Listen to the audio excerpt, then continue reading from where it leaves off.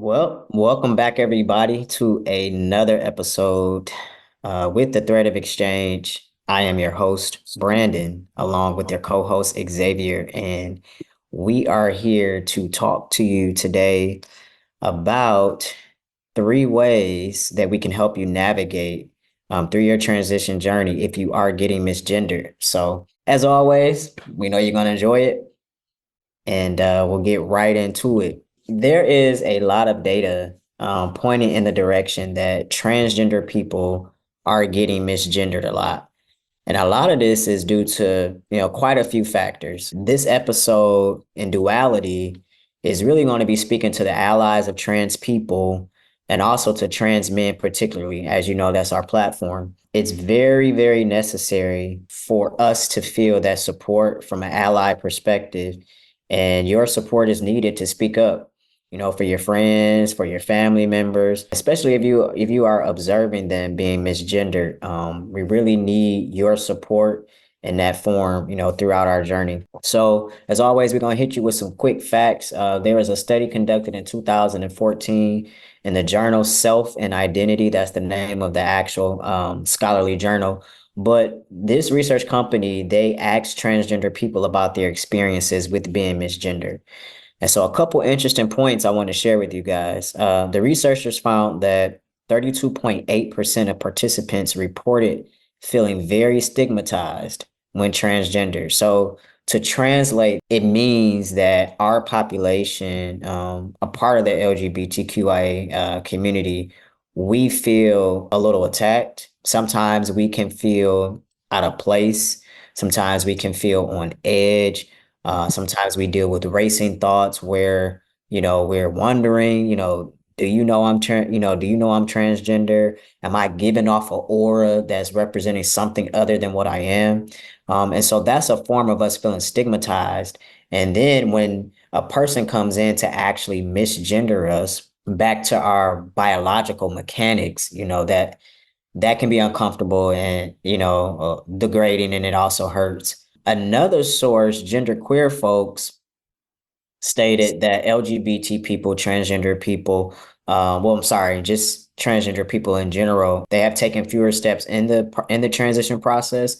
So those who have maybe not transitioned medically, maybe you're not passing, you haven't developed any type of secondary sex characteristics, you are most likely to be transgender. Also, those who were misgendered more frequently, they felt that their identity was very important, but they also experienced and captured those lower pockets of low self-esteem, basically around their appearance. And so that translates to having a reduced sense of self, a reduced sense of strength and continuity in our actual identity. So I wanted to lay some groundwork, some framework here for you, backed up with some facts and data so that you can kind of understand a little bit more. So what we're going to talk about today is what is misgendering? And this is going to be obviously that duality session that we talked about where we're speaking to allies. So what exactly is misgendering? Number one, three methods that you can use when you are misgendered and the pros and cons of actually using those methods. And then finally, as always, we're going to give you some tips on how you can navigate being misgendered. So to open it up, what exactly is misgendering? The definition is refusing to acknowledge and respect the way a person identifies. And that was actually a definition that Xavier and I created. We got our own definition of it. But for context purposes, dictionary states it's the act of intentionally using language to describe a person that doesn't align with their affirmed gender. I give you an example, and this is how you can really pierce and really kind of hurt a transgender person when you're misgendering. And it would be the same way as, let's say, you go into a grocery store. And for those of you in the Midwest, if you're familiar with like Farmer Jack, or if you're familiar with some of yes, Farmer Jack, bro. You don't know nothing about Farmer Jack? Absolutely not. He wore flannels like Okay. he got on today. Okay. You know the paper towel bounty, like Oh, yeah, like Farmer Jack, they look alike. They was probably brothers or something, man. I don't know. But Farmer Jack, so Farmer Jack was this big chain grocery store. And Farmer Jack is no more. Farmer Jack went out of business. Kroger actually acquired a lot of Farmer Jacks. Yes. So if I was to go into Kroger right now and I got some groceries, $500 worth of groceries, right? And I go in there and I write a check. And because I've been coming to the same neighborhood grocery store for the past 15, 20 years, and I write that check out to Farmer Jack, but they're not going to accept the check. It don't matter that it used to be Farmer Jack. It don't matter that I got a good relationship with the cashier, the store manager, whatever. It doesn't matter. They're not going to accept that check because Kroger has now acquired Farmer Jack and mm, Farmer Jack is no longer. mm, So when you are misgendering somebody like us, when you're misgendering us, you're basically saying, I knew you when you was Farmer Jack. I gave birth to you, named you Farmer Jack, and you're trying to deposit things into our lives, conversations, directional advice, whatever it is, and you're still referring to us as Farmer Jack and we're Kroger now. That doesn't work. So that to me, in a nutshell, is how you can really truly identify with misgendering and what that really excuse me, and what that really means, because you can't tell me who I am. I mm, define who I am. And so just like you will go to Kroger and try to write out a check, Farmer Jack, that check gonna bounce, right? Is null and void. It doesn't apply. And mm, so that's how it is with us with misgendering. And so when you're using pronouns that doesn't associate with us, you are re-injuring us. We've done a lot of work to build that confidence to a level where we can walk boldly into life as the men that we are today.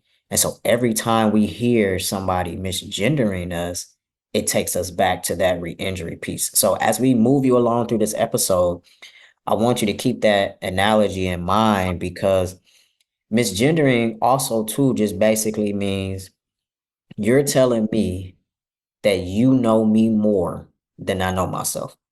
mm, So you gonna just say whatever the hell it is that you want to say because you knew me at 1 years old, 2 years old, birth in the birth canal, whatever it is. You're telling me that you know me better than I know myself. It's like if I say I don't like spaghetti, I don't like spaghetti. I don't care how you serve it. I don't care what you serve it with. If I'm telling you I don't eat spaghetti and I don't like spaghetti and you're still forcing a plate in front of me, that's what misgendering is. Oh, he don't know. He just try it. Just try it. This spaghetti good. If I told you I don't like spaghetti, I don't like spaghetti, dog. I don't like it. And so let's keep those analogies in mind as we move through the episode, especially for those who are struggling to make that change with using incorrect pronouns. It's a very, very fragile piece to our journey because it screams affirmation, especially as we get the support from our, family members, friends, and things like that. So method number one. So one of the ways that we're going to talk about being misgendered and the pros and cons of that and how you can actually speak up for yourself. You want to be direct. That's point number one. This is one of the methods that you want to use when you are being misgendered. So, the pros of that is you boldly call it out. Hey, I heard that you said, you referred to me in a former life, former name. No, actually, it's Brandon. My pronouns are he and it's him, and that's it. And so, one of the pros about this is that it doesn't linger. You don't take it with you. So, if you get into a dispute with somebody and you're going, not going back and forth, but they're calling you out, they saying a past name, dead name, in which we call it with our language, and they're saying that, and if you don't say nothing, you take that home with you. They're not thinking about you. It's the conversation is over and gone. They're going on with their life, but guess what? You're not, because you're feeling bad. You beating yourself up. Why didn't I say something? I should have said something. You're mm, taking that energy wherever you're going, home, work, whatever it was, and it's lingering. To avoid those lingering feelings, you want to speak up boldly. Now, there's some cons to that because you got to be fearless. Because the con is you got to be prepared to redirect an argument because you have those people who want to constantly write the check to Farmer Jack. You got those people, that it was a drugstore back in the day, Arbor Drugs, Perry's, it's Rite Aid, and it's CVS now. You got those people that still stuck in those eras of I knew you before you knew yourself. And so you're gonna have to redirect those arguments. And also gotta understand when you do that, it's a potential for exposure to get your feelings hurt. Hmm. It's that simple. Because you do have some of those old toxic family members that's going to challenge you on who you are because of your biological anatomy. So you want to be prepared for that. And then you also want to be prepared that if that person hurts your feelings and they're not receptive to your truth, you also got to be prepared to lose that relationship because you got to defend your own honor and whatever that looks like. I've seen people get into massive arguments about, pronouns. People who probably got into fights. That probably would have been me if it was 10, 15 years ago, defending my honor. I got too much to lose now at my big age, but but defend your honor. And the way you do that is you speak up and you're bold, in doing that. And so we actually have an episode on how to navigate your transition in the workplace. But one of the things that we're going to talk about very briefly is misgendering in your work environment. And so what you want to do is you want to reestablish yourself and be vocal about who you are now. I'm not who that was. I know we've been working together 5 years, 6 years, whatever. That's not who I am no more. This is who I am. And the way you want to do that is you want to go straight to management. So you first want to go to your management, whether it's, your media supervisor, the group manager, whatever that is, let them know about your transition, about your changes that you're making, because honestly, it's their responsibility to trickle that down to the workforce and so that everybody know. However, and this is the way that I did it, I not only went to direct management, I also went to my coworkers too, because I'm not just gonna put that in the hands of the corporation. Like, hey, like this is what it is now. This is who I am. If I have clients that call the office for me and they asking for my prior name, I need y'all to step in as this ally. If you're picking up the phone and somebody is asking for a former name, I need y'all to step up and say, oh, actually, he goes by Brandon now, but I'll transfer you in 1 second. I need a little bit support from y'all as well. So that's the way that I did mine. I went straight to the top and then I talked to everybody individually. No, I'm sorry. We had a group meeting and I said it to everybody like right then and there. Nobody questioned it. And that was that. And I'm not saying it's going to be everybody's situation, Right. but your work environment is important to reestablish that with firmness and boldness and seriousness and let them know, hey, I understand it may be an adjustment period, but this adjustment period can't like linger into disrespect or spite or sarcasm. It's nothing to be played with. That's method number one. Just directly speaking to the person, correcting them, redirecting a potential argument, and being okay with just letting the relationship go. Yeah. And when you said with the coworkers and having them pick up the phone and then say, actually, it's Brandon and I'll redirect you, that actually was a great segue to method number two. Method number two is actually indirect or ally assisted. That's when you have friends, family members, significant others, or anyone else who knows you. You let them know that you're struggling to stand up for yourself, and then that's when they'll step in and correct people. And whenever people are using the incorrect pronouns or incorrect name, they will step up and speak on your behalf or speak for you. When it comes to the indirect method or the ally assisted method, it takes a lot of vulnerability to admit that you're not confident. Like it takes a lot to say that, hey, like I'm not very confident in my journey to manhood and I need somebody to have my back as I'm trying to find my voice. And it can be a very scary place to be in, especially when society says that men are like this and they behave like that and they are strong and all these extremely, I want to say assertive things, right? Being very assertive, but it can be a little difficult in the beginning. I know for me personally, the first year, first 2 years, it was really difficult. to navigate that, and it hurts your feelings, especially when you feel you're trying to build like your confidence. So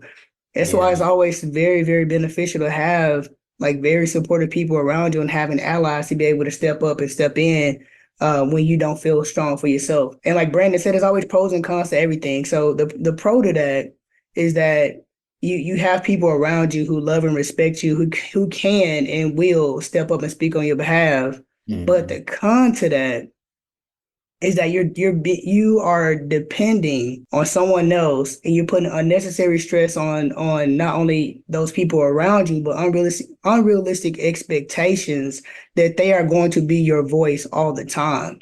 Yeah, yeah, definitely. That codependency is a Mhm. loophole that you can easily fall into because it mutes your own voice, like Xavier said. And one of the things, I'm talking to allies now and to spouses, a good thing that you can do, in which both of our wives have been extremely strong in assisting us and supporting us is for them to actually do the introductions when you're in an unfamiliar environment.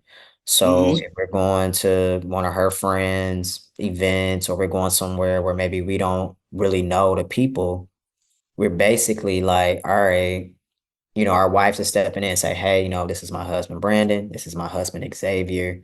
Even, when I wasn't passing and, my voice hadn't dropped yet. And then, you may get a little funny little stare here and there. I could have just been in my own mind. Nope. Somebody True. probably could have been looking at my outfit like, dog, sweet as hell. You know, Yep. I mean, but because we're on constantly on edge, we don't know what to take. But, you can also help your partner that way by making it easier on him by giving like that initial introduction. Another thing I would say with the introduction piece, I know that I don't know if you're gonna mention this later on or not, but just even just having a game plan, whether that's answering the phone or whether that's being in a different environment, just having a game plan on how you're going to navigate those conversations. I don't want to veer too far off from that, but I would say that method number three is probably my least favorite, and it's going to be the no response or just pretending to ignore that you don't hear, someone misgendering you or calling you by the wrong name. Yeah, Ignoring it is not an option. I mean, it's a very passive thing to do. I would it say, like, if is. you are, it's like, I don't know, just brushing things under the rug to me. Here's the thing. Well, brushing that stuff up underneath the rug, what you got to understand is eventually you're going to trip over that. mm, You can't keep brushing it underneath the rug and expect not to fall hard. That mountain is going to continually build until you can't sweep it up underneath the rug any longer. So that is the con of like the actual con of not representing yourself well, not advocating for yourself. And I want to drive you back home to actually our episode number one, what we feel a man is. And we actually talked about this too, like on our page, and you can go, scroll through and we got some quotes on our definition of manhood. But I'm going to tell you that a definition of a man is strong, is confident, is fearless, and one who can advocate for himself. Because if you yeah. can't advocate for yourself, my God, when you want to have a family, or even if it's our job to protect the vulnerable that's out there, you gotta stand up, and it's gonna start with practice from yourself. So I get exactly where you was going with it. Man, absolutely. And I think a lot of guys get so caught up in, in not having the facial hair, the voice not dropping, still Yeah, having chest tissue not bonding, and yeah, just getting caught up on even on like just the bottom anatomy aspect of it. And it's like that doesn't give anybody a pass to, to misgender you. Like you yeah, have to say something. And I do want to bring up this because this is something that I did see on social media, and it was talking about a situation with family members and going down memory lane and them talking about, referring to you in like your past life and using those. how do they say it? Those dead name repeatedly Yeah, the dead name. and they can see it in their memories, and all this like all this kind of stuff. But it's like at the end of the day, who somebody was, like you said in the beginning of this episode, they were who they were, and now they are who they are. And that's not taking anything away from that person or their memories of you. But what that Hmm. is doing is, for one, is reaffirming yourself, Yeah. and that's bringing them to the present. Because even if you are talking about something that happened in my childhood, you can still say, when you were a child, when you were little, you were like this, you were like Yeah. that. You can fix that verbiage, but it's like you don't want to fix that verbiage because you don't want to see me as the man that I am today. You want to tell me I see through you. I see through you. Even though Mhm. everybody else see you, I see Yeah. through you. And that's not fair to who you are and who you are growing to be and who you are becoming. So I just wanted to clear the air and say that it's never acceptable. It's never okay. And you should not give people passes regardless on who they are. Yeah, because what you're doing is you're training them that there is a crack in your foundation Mm, and that you are going, even if you bend just a little bit and allow them to have their moment of reminiscing and feeling whatever they feeling and whatever they going through, anytime you show that you have that flexibility to take yourself back to an uncomfortable place that you didn't want to be in. And I do understand there are some anomalies to this. You have some transgender people who say, I didn't mind being, a woman before, or I don't like, I mean, that's not the majority story. that And was you. that was you. Speak for you. Right. Don't speak for everybody else. So it is detrimental to the separation and elimination that you're trying to build and fight for because you are literally rebuilding your entire life.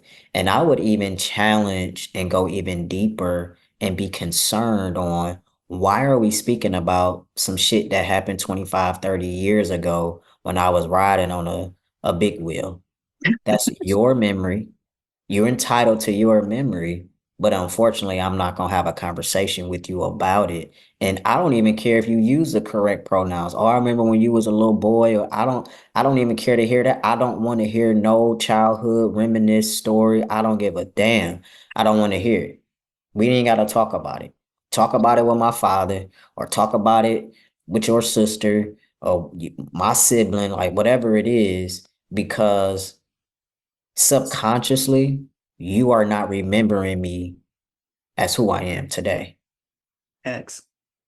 And I'm not gonna play with you like that because you have to watch people. People are very manipulative and they're still imposing. I'm still just gonna slide this in a little bit. I don't need to know your memory. It's your memory. Now, Mhm. if I'm coming to you and saying, hey, man, do you remember when I was 5 and I did X, Y, Z? Now, that's something different if you're coming to somebody and you're inviting a conversation. And that's okay if you want to go down memory lane. But if your mom is respectful and she knows how to switch that thing off and still talk about that memory at 5, but still acknowledge the man that you are today, then you golden. But you got to understand that when you allow that interchangeability between past and present man and who you are today, it's a crack in the foundation. And Mhm. so you just want to be careful about that because what I'm telling you is on this journey, repetition, things like that, and that nature. Every time I'm seeing you on Thanksgiving, you got a story, or Christmas, you got a story. On my birthday, you got a story. That's 3 times a year, and you compound that until 4 and 5 years. That's shit that's getting baked in your subconscious mind, and Mm, those are things that tear at your confidence and make you feel a certain way, think a certain way, start you have to protect your mind. You have to protect your ears because there are heavy psychological impacts on misgendering. I want you to know that. If it's not checked, if it's not challenged, if you're not practicing and exercising that muscle, Like you're going to be severely psychologically impacted, and Hmm. it's a compounding effect, which means it is incremental stabs and tears at your confidence. Incremental means you don't really even know that it's happening until you get faced in a situation and you bowing out gracefully, or you're not being assertive as you need to be, or something is nagging and triggering at you. Now you got to try to go back and retrace where the hell did this come from? And you ain't even got no idea. Right. I want to warn you, men, there's a psychological impact of misgendering, especially when you allow that. So, a couple facts: trans men experience lower self esteem about their appearance if they are consistently mistaken for a woman. So, you already got to deal with what you got to deal with current day. And I'm talking to guys that are still early on in their transition, who may not be passing. And there are some guys who could be further along, like me, they may feel like they don't pass, but then the world look at them like, man, you look good. And we all know, right? Like, let's take a Mm. moment and be real. We all know that when somebody is giving us a compliment on our transition, whether it's our physique, whether it's our, beard, mustache, like whatever it is, sometimes depending on that day, because a lot of times this can fluctuate, you may not even be in a place to receive that. In your mind, you might don't think that you're there, but somebody else is saying that you're there. And again, even taking a compliment can be kind of translated into a form of misgendering to yourself. It's Yeah. possible to misgender yourself. Like we gotta take accountability for that, because if somebody giving us a compliment and we don't feel that we're there, what are we doing? We're technically misgendering ourselves, because the thought is, I don't look man enough. So if you don't Man. look man enough, then what are you saying you look like? Bro, you triggering me right now. I just want to put that out there. You are triggering me because that's something that I know that for myself, and not only just myself, probably other guys too. Because in our minds we have an idea of what a man looks like, what a man sounds like, and when we're hearing ourselves, when we're seeing Yeah, ourselves, we're instantly going to that whole comparison thing. yeah. Like we're comparing ourselves not against ourselves and not against former versions of ourselves, but we're comparing ourselves against other Hmm. guys who have also taken the same journey, or just even cisgender heterosexual men or cisgender men, period. And that takes us down a a very bad space mentally, Yeah, man. man. It's a tough space, and it's so hard to bounce back immediately. Hmm. It takes time to bounce back, which is why you gotta be like, for us, we gotta be very careful about shameful environments, triggering environments, depression or oppressive environments, Mm. because for us, it's gonna take us longer to get out of that than a cisgender person. I'd be willing to bet that when depression hits a transgender man, it's hard. It's probably harder for I personally think, bro, I'm gonna stand on that. I feel like mental irritants is what I like to call them, are heavier for us to dispose of versus just a regular person, because they may just maybe dealing with a breakup, or dealing with losing a job, or whatever. Like, we are dealing with who we are Yeah. and not being comfortable with that physically, emotionally. It's harder for us to get out of those ruts, which is why it's super important for us, like, to understand the psychological impacts of the things that we go through. Hmm. And misgendering is really like a major one. And then, like Xavier talked about, that comparison cycle, it's shame, and it's a cycle of comparison. And once that starts, it starts to develop a crippling effect of rejection, Mm. uncertainty.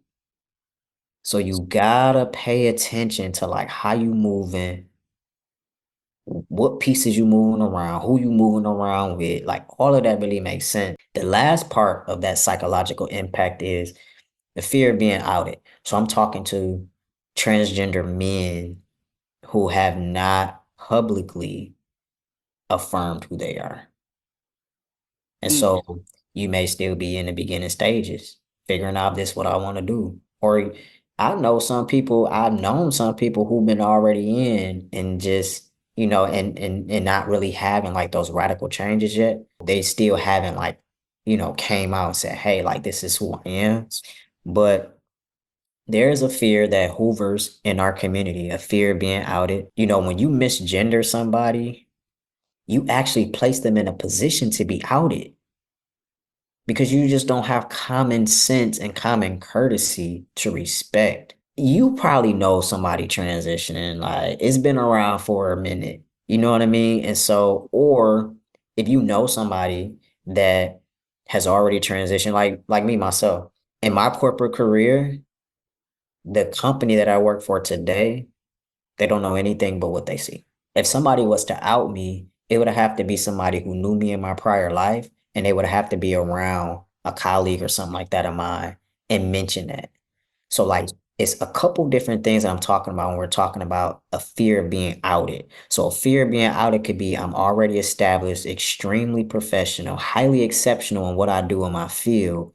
And my people who I work with and who I consult for, they don't have no clue about who I was. So if somebody that knew me came out and said something or misgendered me by mistake or whatever it is, now you have just ran the risk of outing me to a grand relationship that I have spent developing for years. That's a detriment to me. And Yep. that's why it's important not to out people. And that's why it's important not to misgender because you don't know who, you don't know what's going on. And so outing a trans person is not only disrespectful of our boundaries, but it can also result in us experiencing discrimination. And discrimination, I want to talk about that for a little bit. Discrimination is a major issue in the trans community. And you can out people and the repercussions of this could be discrimination because just with your misgendering, you can actually cause a lot of harm to somebody else. I want to make point on a quote real quick. A 2015 US trans survey found some startling statistics. Number one, 33% of trans people surveyed had at least one experience of discrimination when seeking medical treatment. Yes, that's a thing. Yes, we have gender affirming doctors. Yes, we have doctors that's okay with preferred pronouns and all of that. That's going to treat us equal. That's going to make us feel okay. But those are not your majority doctors. You're still sometimes transgender people still do experience discrimination when you're going for medical treatment. Number two, 27% of respondents reported some form of employment discrimination, whether it was being fired, mistreated at work and forced to quit, or not hired because of their identity. And finally, 77% of people who were out in K through 12 and 24% of those who were out in college or vocational school experienced mistreatment in those settings. So this is how I'm trying to tie in like the misstep of misgendering and how that can compound into discrimination and how that can affect people's livelihood. I need y'all to understand that.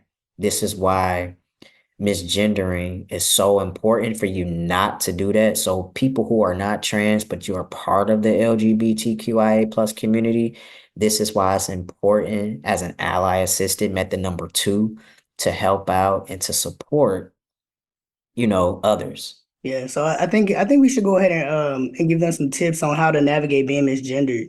My favorite tip, I'm gonna say number one tip, is going to be speak up and advocate for yourself.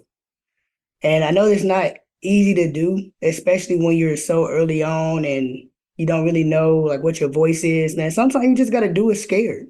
Do it Yeah. scared.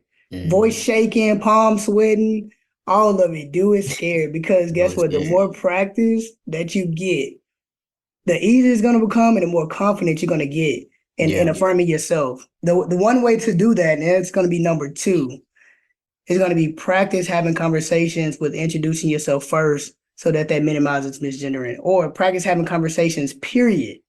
If you practice conversations before they happen, you're already ready for whatever it is. You say, hey, my name is Xavier. Yeah. Like, I Yeah. mean, it was so hard. If I could be honest with you, and I know some of the listeners probably feel the same way, man. When I was speaking up for myself and even just introducing myself, it was the scariest thing ever. It's because I didn't feel, and maybe you all didn't feel the same way as well, that somebody would actually take me seriously. Mm-hmm. Like, no, it's he, him. Mm-hmm. And I know a lot of us we ran into this whole instance of explaining ourselves or over explaining or trying to like do dance around it instead of just being direct. But back to point number one, when you're speaking up for yourself, be very direct with it. I Mm-hmm. know that was I had a quite a few conversations with Brandon a few months ago, and one of the things was like I was just trying to dance around just saying, no, it's he, it's him. And Mm-hmm. just, it's like, oh no, you're trying to be funny. And like it was just kind of like, just being Yeah, I remember that. misdirected. Yeah. So I Yeah. was just like, when you were just like, yo, just say it's he, it's him, and be very Mm-hmm. confident in that, it'll make you it'll do something to you mentally. Like it'll Yeah. transform your mind and it's telling you, hey, like, it's he, it's him. And that's It's it. it's it's such a freedom of walking into a room or approaching a conversation and you are the director. You are the initiator of the conversation. You're walking in boldly and saying, "Hey, what's going on, y'all? I'm Brandon." Or when you call, "Hey, I need to check on XYZ. My name is Brandon," and just it's just like during the private conversations that Xavier and I had about this topic, it's our life, and it's hard because we weren't given it. We had to take it and we had to create it, and everybody isn't on board with that. Hmm. And I think that's the part that really can give you paralysis when you get ready to do that, when you get ready to announce who you are, say who you are, because in your mind you're thinking, I don't fit your stereotype. And so I don't know if you're going to take me serious or receive me. But like I used to tell Xavier, and who are you? Who are you? I'm somebody's husband. I'm Hmm. somebody's father. I run a full-time, full-ass household. I got priorities. I got a career. Why am I shrinking myself to your stereotype of what you think a man is? Hmm. You know what I mean? So those were, a lot of conversations that we were having. And I told him, what's going to take you to the next level is you getting your gender marker changed and getting your legal name put out there on every single thing. That's what's Facts. going to give you that freedom. And that's what's going to take you to the next level. And that's going to bring me to point number three for y'all. That's what's going to take you to that next level. And I understand that it's not available in all states. And I'm not being insensitive to that. I get that. We understand that there are restrictions in a few states like Kansas, South Dakota, a few others that's out there. But changing your legal name and pairing that with changing your gender marker is going to give you a whole nother swag to yourself. And it's going to give you that extra leap into your manhood and solidifying who you are. And not only are you saying this is who I am to yourself, but this is who I am to the world too. So when you go grab a drink at the bar, or you going to go take care of business, or you flying, you with your woman, you with whatever, your boys, whatever, and let's say they cisgender men, and you can just walk straight through TSA. Yep. That shit And felt guess good though. what? And guess what? Even if you ain't even looking like you are a man, and maybe let's say somebody do mistaken you or misgender you, but when you throw that ID, before you even have an opportunity to check them, they didn't already check themselves. Oh, I'm sorry, sir. I didn't mean it. I couldn't tell you had the mask on, whatever. Mhm. You bringing people to your level now, and you delegation. I'm showing you how to treat me, and my documents is showing that. Like nobody is checking for these documents, and it say that nah. No, that's the thing. That ain't no double back on that. If that marker say male, They not in their minds, they not even thinking you transgender. They thinking they just made a mistake. Yup. It's free flow. It's just a freedom in that. And so Mhm. like that's really the point that I want to drive home is if you do that, you take a lot of the heavy lifting like off of yourself. You know what I mean? Like you take it off of yourself and because you have done the work to contact all these people, get it changed, and if you listen to our first episode that we dropped, how to mentally and emotionally prepare for transitioning, we gave you some gems on, get your email addresses changed, call, do some stuff that you can do like within your power, but getting that gender marker change is a game changer. And then also too, speaking up boldly, like Xavier talked about, and sometimes even if you're not at that point to where you can get your gender marker change because of restriction, money, jurisdiction, whatever it is, but just because your gender marker isn't legal to them, it doesn't mean it's not true to you, which is why you have to speak up, which is why you have to correct them. No, it's actually, sir. All right, we good? You got it? Okay. You know what I mean? Like, and have a swag to it. That was my main thing, as Xavier tell you. Have a swag to it, bro. Your confidence. Because how you gonna challenge me on me? I'm not challenging you on you. So that's another thing. And another thing too. Speaking up in government settings, government offices, schools, hospitals, airport, whatever. Those are the hardest ones when you don't have your documents in order, which is why I'm strongly suggesting that you do that.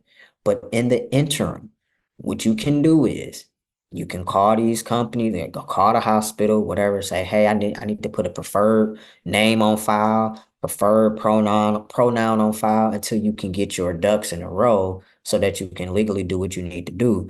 Obviously, I got some data to back that up because according to the National Center for Transgender Equality in 2015 US Trans Survey, only 11% of people surveyed had their gender listed on all government IDs. And this is what I mean. Uh, This is what I mean.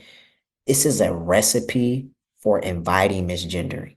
So yeah. do what you can do to control that. Only 11% has taken that next step, whether it was saved up a couple extra dollars to get it done, went through the proper steps of, therapy, getting your letter from your doctor, whatever. Only 11% of people have done that. 11%. And then 67% didn't have any ID with their affirmed gender listed. So some people will get their name changed and then don't get the gender marker changed.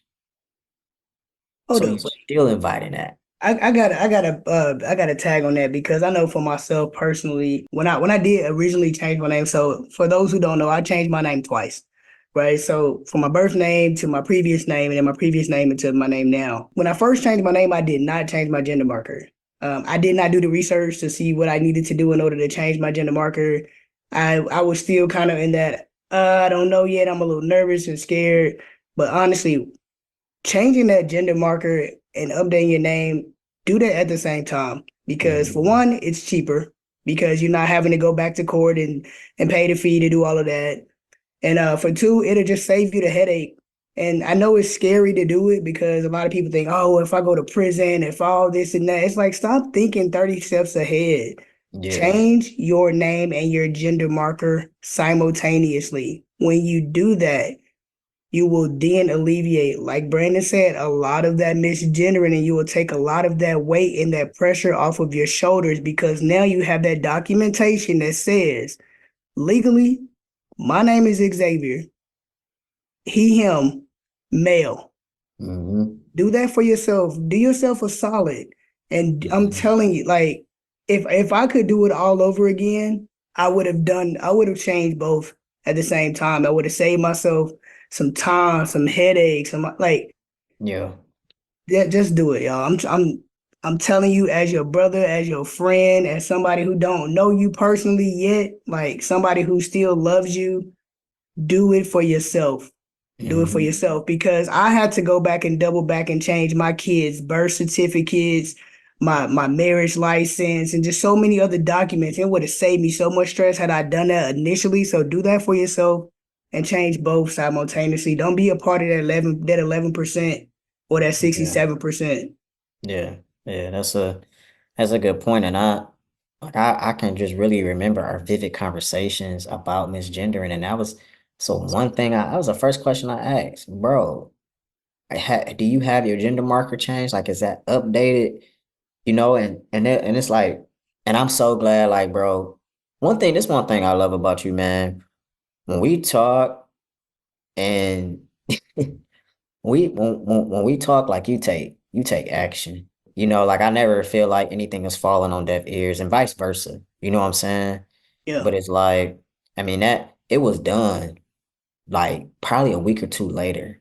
yeah, That was such a win for him, but it was really a win for me because you can only want something so bad for somebody else, and you can only tell them like, I'm telling you, if you trust me on this, like it's going to take you 10 levels up, and sometimes people don't believe or they could be crippled with doubt, defeat, whatever the case is. But I knew it was a game changer for me. I knew it was going to be a game changer for him. Like I saw that extra confidence in you, bro, with navigating through that misgendering piece and just having your documents in order, being able to feel confident, you going into a setting with your girls and your wife, and you got that extra support behind you with your license and all that. It's a total game changer. And so I just I want to want that for encourage. them too. I want that for them too. So Yeah, I'm that telling same you. game that you put me on, I want to make sure that we give them that same thing, and that way, as your brothers, as we are, like we want to make sure that we setting y'all up for the same level of confidence, success, and Hmm. joy that we feel. Yeah. Yeah, definitely, definitely. So, and those latest statistics that we just dropped, that population of transgender people, they have it the hardest when it comes to misgendering because their documents are not in order. So give yourself a head start. Even if you're not passing shit, if you got it on your license and your passport, whatever. I mean, like, how are you gonna question me? You know what I mean? Like you can't question me. It's important to do what you can do and control the controllable. So, hey, listen, that's our time today. Just wanted to thank you guys for tuning in, with us. If you enjoyed today's episode, please do us a favor and share it with somebody else who you think that needs it. We need this message. We need this message out to all of our guys out here that are struggling with misgendering because we know it's real and we know how crippling it can be to our confidence. So also too, make note, we are on social media. Again, we ain't TikToking yet, but we on Instagram. That's our main platform right now. Until we get, we get dialed in on the strategy over there, but you can follow us on the Thread of Exchange on Instagram. Check out our other couple episodes that we got out. We will catch you guys on the next one. Peace.